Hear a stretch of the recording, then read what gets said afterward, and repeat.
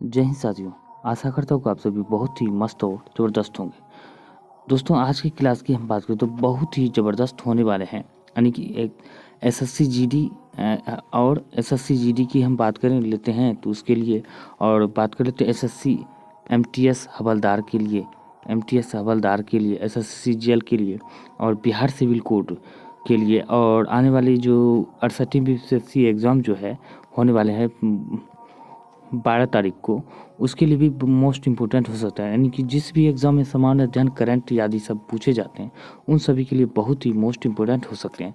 तो आज की क्लास के चलिए पिछले क्लास की तरह ही आज भी बहुत ही ज़बरदस्त, यानी कि आज इस क्लास में तांडव होने वाला है जीके जीएस यानी कि करंट का पूरा जो है, जो एग्ज़ाम में छपने लायक क्वेश्चन हैं, उन सारे एग्ज़ाम क्वेश्चंस को हमने एब्जॉर्ब करने का प्रयास किया है। तो चलिए हम बात करते हैं ग्लोबल पीस इंडेक्स 2022 की हम बात करें तो इसमें हम बात करते हैं ये कौन जारी करता है।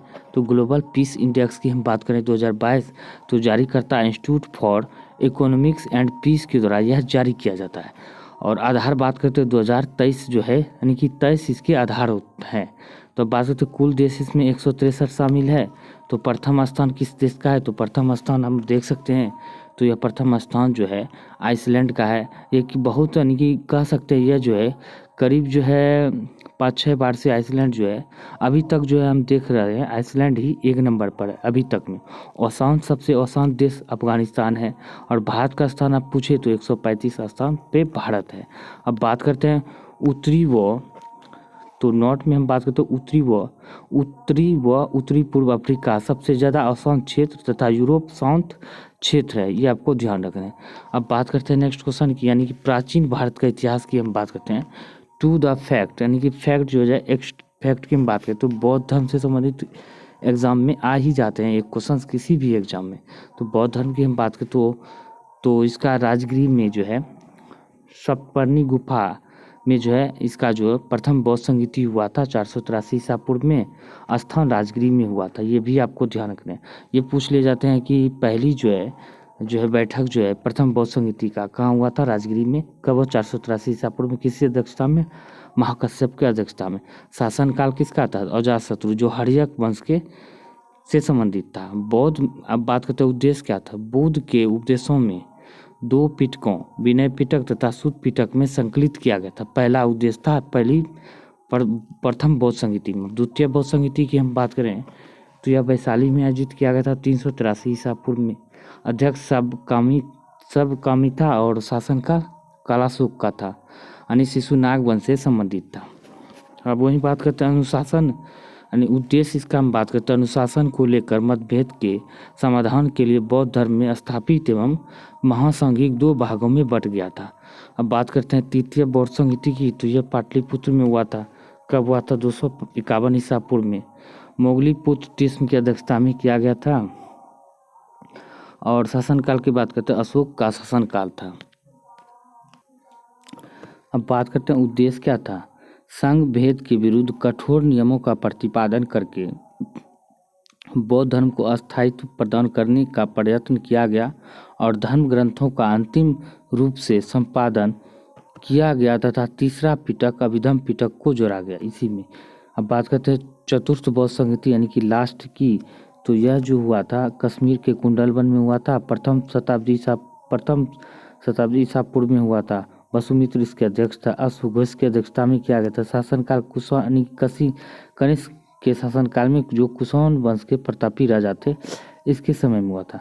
उद्देश्य क्या था, इसका उद्देश्य था बौद्ध धर्म में 2 संप्रदायों हीनयान और महायान में विभाजित हुआ था।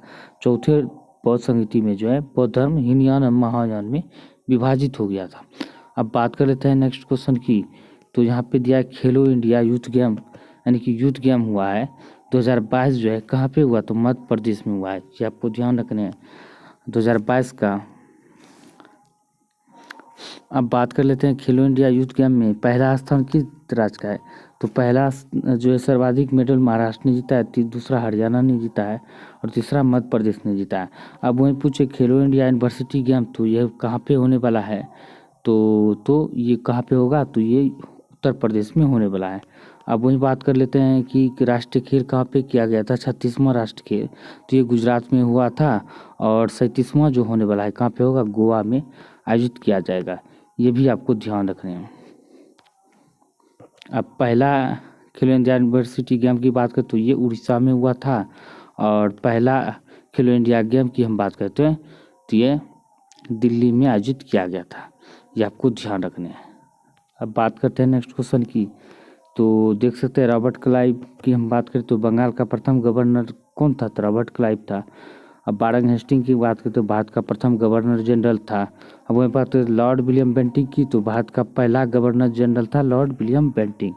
अब लॉर्ड कैनिंग की बात करें, भारत का पहला वायसराय था, और भारत का अंतिम गवर्नर जनरल भी लॉर्ड कैनिंग था। अब बात करते हैं लॉर्ड माउंटबेटन की, तो भारत का स्वतंत्र भारत का पहला गवर्नर जनरल एवं अंतिम गवर्नर जनरल ही lord William Bentinck, lord Mountbatten था। और राजगोपालाचारी की हम बात करें तो स्वतंत्र भारत का पहला भारतीय गवर्नर जनरल जो था श्री राजगोपालाचारी था। अब बात करते हैं दोस्तों G20 समिट की होस्टिंग कंट्री की हम बात करें तो यह जो G20 समिट की होस्टिंग कंट्री की हम बात करें तो यहाँ पे दिया गया देख सकते हैं।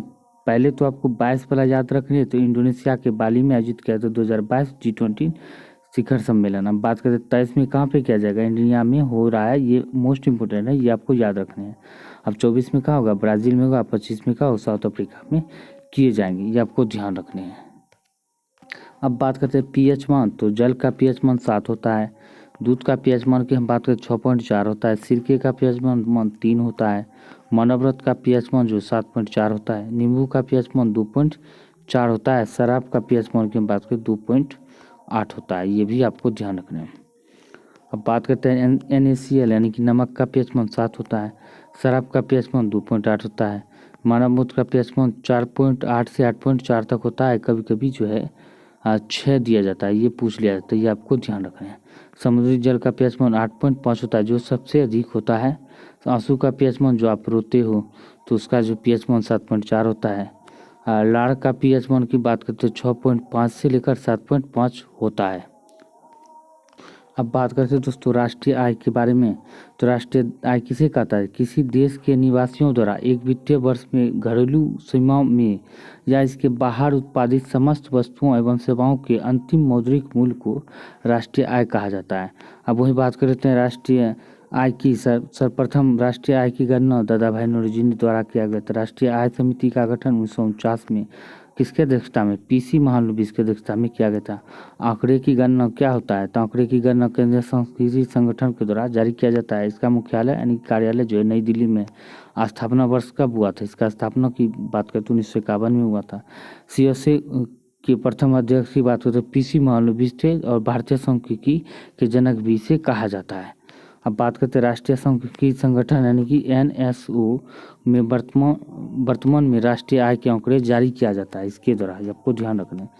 अब वही बात करते हैं दुनिया का सबसे बड़ी अर्थव्यवस्था क्या है, USA है। भारत का स्थान की बात करें तो अर्थव्यवस्था के मामले में दुनिया की 5वीं सबसे बड़ी अर्थव्यवस्था भारत है।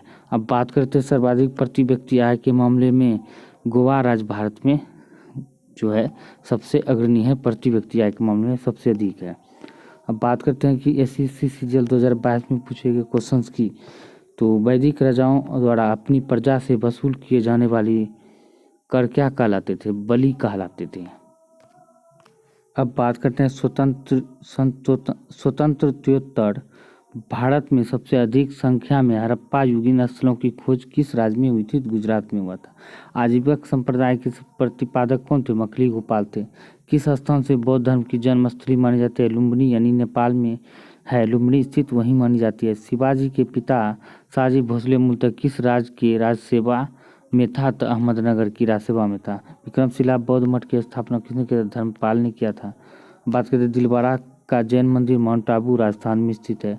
राजस्थान के कालीबंगाम में सिंधु घाटी सभ्यता के अवशेष प्राप्त हुए। यह स्थान किस जिले में स्थित है, गंगानगर जिले में स्थित है। मध्यकालीन भारत के किस शासक ने मजहर की घोषणा की थी, अकबर ने किया था। दिल्ली लाल किले का निर्माण किस मुगल शासक ने करवाया। इस किले में मोती मस्जिद का निर्माण किसने करवाया था, शाहजहां, और मोती मस्जिद का निर्माण औरंगजेब के द्वारा कराया गया था। अब बात करते हैं दिल्ली के लाल किला का निर्माण जो है शाहजहां के द्वारा करवाया गया था, लेकिन आगरा के लाल किले का निर्माण वैसे आगरा उसे अकबर के द्वारा करवाया गया था। ये भी आपको ध्यान रखने हैं। दिल्ली सल्तनत के किस शासक ने राजधानी दिल्ली से बदलकर दौलताबाद करने का फैसला किया? मोहम्मद बिन तुगलक ने। और यह सबसे मानी कि पागल बादशाह रक्त पिपासु भी कहा जाता था। दीवान ए कोही जिसकी स्थापना मोहम्मद बिन तुगलक ने की थी, किस विषय से संबंधित है? कृषि विभाग से संबंधित है। ब्रिटिश ईस्ट इंडिया कंपनी को सूरत में कारखाने की अनुमति देने वाला मुगल शासक कौन था? तो जहांगीर था। 1878 ईस्वी में वर्नाकुलर प्रेस एक्ट किस अभिप्राय से यानी कि किस एक्ट का इस एक्ट का अभिप्राय क्या था? तो भारतीय भाषाओं में समाचार पत्रों का प्रकाशन को रोकना था। सत्यशोधक समाज की स्थापना किसने की थी? ज्योतिबा फुले ने। पेशावर किस सम्राट के शासनकाल में बौद्ध सभ्यता का प्रसिद्ध केंद्र था? कनिष्क के शासनकाल में था। अब बात करते हैं दोस्तों देश और एग्जाम में पूछे गए हैं सवाल ये सारे के सारे। कुछ देश और उनकी राजधानी आपको बताते हैं जो कि एग्जाम के पॉइंट ऑफ व्यू से बहुत ही महत्वपूर्ण हो सकते हैं। देश और राजधानी की हम बात करें तो नारू देश की राजधानी यारेन है। पलाऊ की राजधानी कोडोर है। पश्चिमी सामोआ की राजधानी एपिया है। मार्शल द्वीप की राजधानी मजूरो है। फ्रेंच पोलिनेशिया की राजधानी की बात करें पापीते है। फ्रेंच पोलिनेशिया की राजधानी पापीते है, ये आपको ध्यान है। किरिबाती की राजधानी टारावा है, ये आपको ध्यान रखने हैं। वानातू की राजधानी पोर्ट विला है। तुवालू की राजधानी फुनाफुटी। सोलोमन द्वीप समूह की राजधानी होनियारा है। अब बात करते हैं पपुआ न्यू गिनी की राजधानी पोर्ट मोरेस्बी है। फिजी की राजधानी सुआ है। अब बात करते हैं दोस्तों 65वां संस्करण जो हम बात करते हैं 2023 की म्यूजिक की दुनिया में सबसे प्रतिष्ठित 65वें ग्रैमी अवार्ड का आयोजन लॉस एंजल्स में किया गया, यानी कि ग्रैमी अवार्ड 65वां ग्रैमी अवार्ड पुरस्कार की हम बात करें 2023 में तो बात करते हैं श्रेणी एल्बम ऑफ द ईयर में विजेता कौन है? हैरी स्टाइल्स है। एल्बम हैरी हाउस है। अब बात करते हैं श्रेणी की हम बात करें तो श्रेणी सॉन्ग ऑफ द ईयर है तो इसे किसे दिया गया है सॉन्ग ऑफ द ईयर में? तो बोनी राइट को दिया गया। यह है बोनी राइट, यहाँ पे यह है Harry house. Album just like it में श्रेणी रिकॉर्ड ऑफ द ईयर की हम बात करते हैं लीजो को दिया गया। एल्बम की हम बात करते हैं अबाउट डेमन टाइट को। अब बात करते हैं कि ये ज़्यादा इंपॉर्टेंट है तो बियोंसे बनी सबसे ज़्यादा ग्रैमी जीतने वाली हस्ती बियोंसे, ये आपको ध्यान रखने हैं। अमेरिका के पॉप स्टार बियोंसे 65वें ग्रैमी अवार्ड में 2 ग्रैमी जीते हैं, ये ज़्यादा इंपॉर्टेंट हो जाते हैं बियोंसे, ये आपको ध्यान है। बियोंसे अपने करियर में सबसे ज़्यादा ग्रैमी अवार्ड यानी 32 ग्रैमी अवार्ड जीतने वाली दुनिया की इकलौती सेलिब्रिटी बन गए, यानी कि 32 सबसे ज़्यादा जीती है बियोंसे, ये आपको ध्यान रखना है। और दूसरा नंबर हम पॉइंट की बात करते हैं, ये भी इंपॉर्टेंट हो जाते हैं।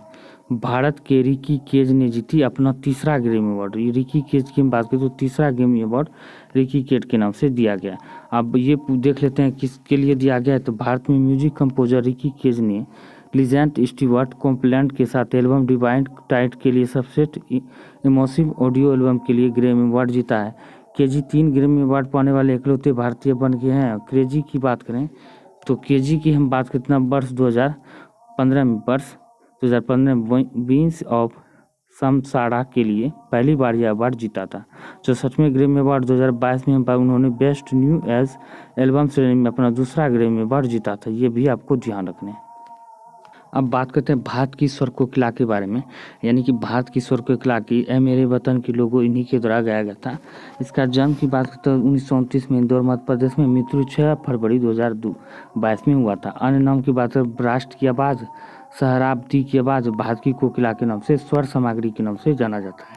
इसका मेन टू इम्पोर्टेंट क्वेश्चंस बनते हैं तो इसका जो है ये जन्म तो नहीं पूछे जाएंगे, इसका जो ये अन्य नाम पूछे जा सकते हैं। और बात करते हैं ये गायिका है और ज़्यादा इम्पोर्टेंट है यह जो है इम्पोर्टेंट क्या है तो यानी कि इसको जो है कब जो है भारत रत्न से सम्मानित किया गया। भारत का सर्वोच्च पुरस्कार 2001 में इसे दिया गया था भारत रत्न पुरस्कार, ये आपको ध्यान रखना है।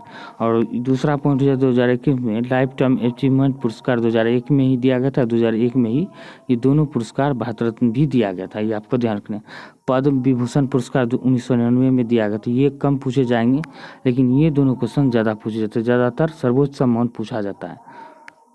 और दुनिया का सबसे अधिक गीत गाने का गिनीज बुक रिकॉर्ड जो है इन्हीं के नाम है, ये आपको ध्यान रखना है। और बात करते हैं आज की क्लास का अंतिम मल्टीविटामिन जो है प्रमुख फसलें हैं जो एग्जाम के पॉइंट ऑफ व्यू से बहुत ही महत्वपूर्ण हो सकते हैं। अब बात कर लेते हैं आज की कि खरीफ फसल की, तो यहाँ पे देख सकते हैं ये सारी खरीफ फसल है। यहाँ पे तो जुलाई अगस्त में बोया जाता है और अक्टूबर नवंबर में काट लिया जाता है। खरीफ फसल की बात करें तो धान, मक्का, जूट, कपास, मूंगफली, ज्वार, बाजरा, अरहर, सोयाबीन, हल्दी आदि, गन्ना आदि सब जो है खरीफ फसल के अंतर्गत आते हैं। अब वही बात करते हैं रबी फसल की, तो रबी फसल यहाँ पे दिया गया है। रबी फसल यहाँ से यहाँ तक देख सकते हैं। तो यह जो है अक्टूबर नवंबर में बोया जाता है और फरवरी मार्च में काट लिया जाता है। इसका रबी फसल के अंतर्गत कौन से फसल आते हैं? गेहूँ, जौ, चना, टमाटर, सरसों यानी कि दलहन फसल जितने भी होते हैं, और सरसों, राई, सूरजमुखी, तंबाकू, आलू सब ये सारे जो है ये रबी फसल के अंतर्गत आते हैं। अब बात करते हैं जायद फसल की, तो ये मार्च अप्रैल में बोए जाते हैं और मई जून में काट लिए जाते हैं। मात्र 1 महीना का अंतर रहता है और इसी में जो है ये तरबूज, खरबूज, खीरा, ककड़ी आदि सब जो है ये उत्पादन किया जाता है। ये सारे जो जायद फसल के अंतर्गत आते हैं।